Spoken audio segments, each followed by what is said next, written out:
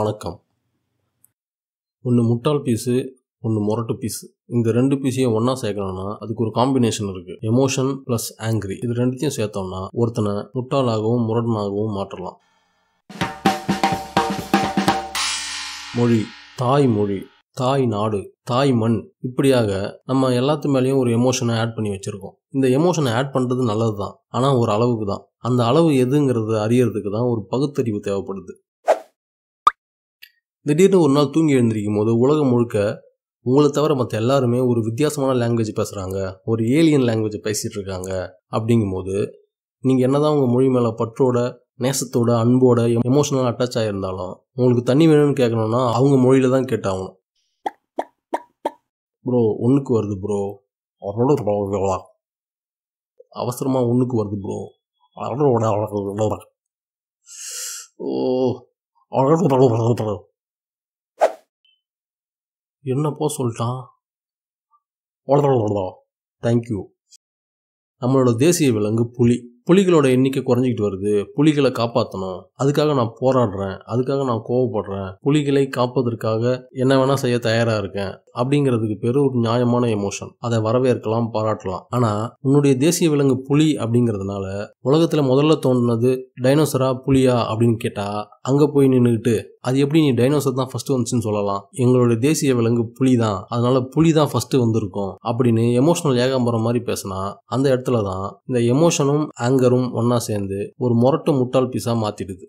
நம்ம எல்லாருமே நம்ம அம்மாவை பிடிக்கும் தான். நம்ம குழந்தையா இருக்கும்போது நம்ம அம்மா அப்பாக்கள் தான் நமக்கு ஹீரோக்கள். ஆனால் ஸ்கூலுக்கு போனதும் நோபல் பிரைஸ் வாங்கின மேரி கியூரி உங்கள் அம்மாவை விட புத்திசாலி அப்படின்னு சொன்னால் அதை கேட்டுக்கணும். அங்கே போய் நின்றுக்கிட்டு என் தாயையா பழித்து பேசுகிறாய், உன்னை நான் என்ன செய்கிறேன் பார் அப்படின்னா டிசி கொடுத்து வீட்டுக்கு அனுப்பிச்சிடுவாங்க.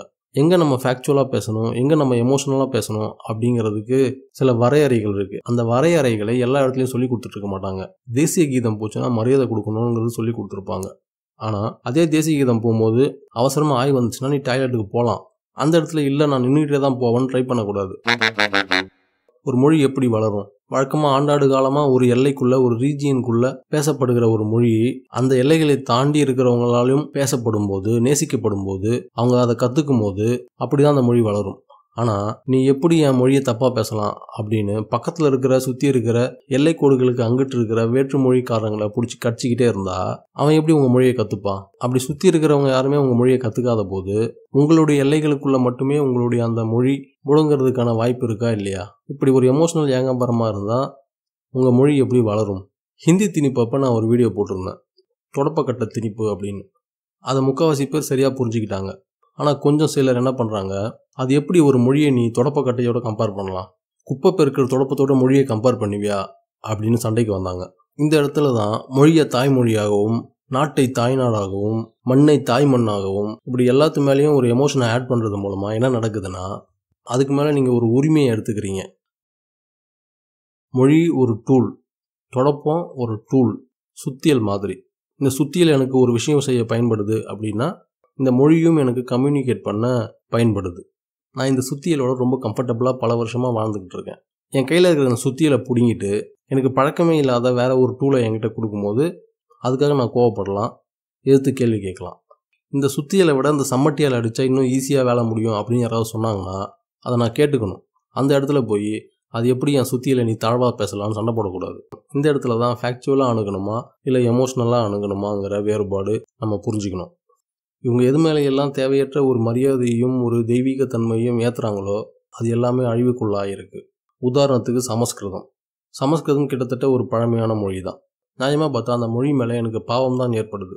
ஏன்னா அது தெய்வீக மொழி, தெய்வம் பேசுகிற மொழி, தெய்வத்தோட கனெக்ஷனில் இருக்கிற மொழி அப்படின்னு சொல்லி அதை மக்களோட பொது புழக்கத்துக்குள்ளேயே விடாமல் இப்போ பாவம் அந்த மொழி எங்கே இருக்குன்னே தெரியல.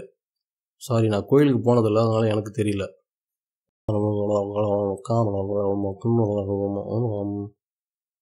ப்ரோ, கடவுள் என்ன சொல்கிறாரு? அபிஷேகம் பண்ண கவு மில்க் கேட்குறாரு. ஓஹோ, அடே அபிஷ்டு, கவு மீட் இல்லை, கவு மில்க்.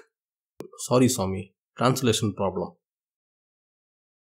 இந்த மனிதர்கள் ஆரம்ப காலத்திலிருந்தே எமோஷ்னலாக எதோடலாம் அட்டாச் ஆகுறாங்களோ, எதில் எல்லாம் அதிகப்படியான மரியாதையை செலுத்தணும்னு நினைக்கிறாங்களோ, தேசப்பற்றா இருக்கட்டும், நாட்டுப்பற்றா இருக்கட்டும், இனப்பற்றா இருக்கட்டும், மொழிப்பற்றா இருக்கட்டும், இந்த மனித இனம் தான் சண்டை போடுறதுக்காக மட்டுமே, அதாவது என்டர்டெயின்மெண்ட்டுக்கு சண்டை போடுறதுக்காக மட்டுமே ஒரு விஷயத்துக்குள்ள தன்னை ஈடுபடுத்திக்குது. அவ்வளவே. ஒரு விஷயத்து மேலே நம்ம எமோஷனலாக இன்வெஸ்ட் பண்ணுறோம் அப்படின்னா, இன்வெஸ்ட் பண்ணுறதுக்கு முன்னாடி கொஞ்சம் யோசிங்க. இன்வெஸ்ட் பண்ணதுக்கு அப்புறமும் யோசிங்க.